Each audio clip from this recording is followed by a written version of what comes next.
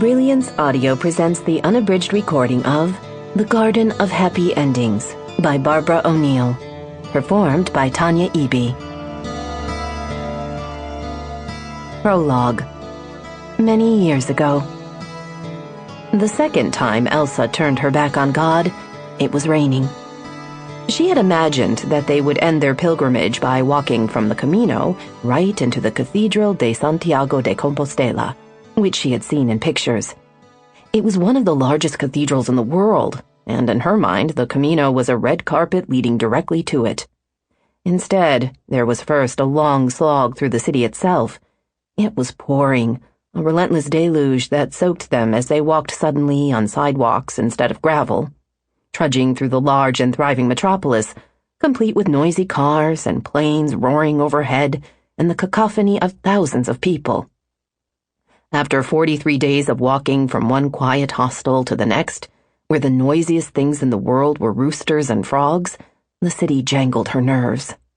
Joaquin, her fiancé, was deeply quiet.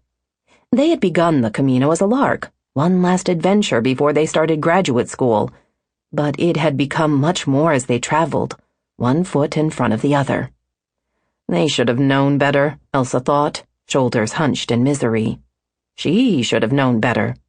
The Camino called you for a reason. Secretly, she had hoped to find some indication of the way to express her vocation. From tiniest girlhood, she had wanted to be a priest.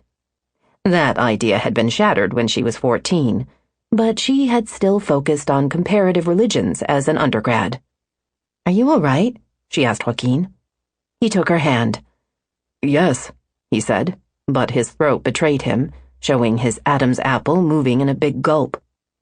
At last they made their way to the square and into the vast ancient cathedral, and there they stopped, dripping rain from hair and ponchos and packs, their mouths open in astonishment at the gold.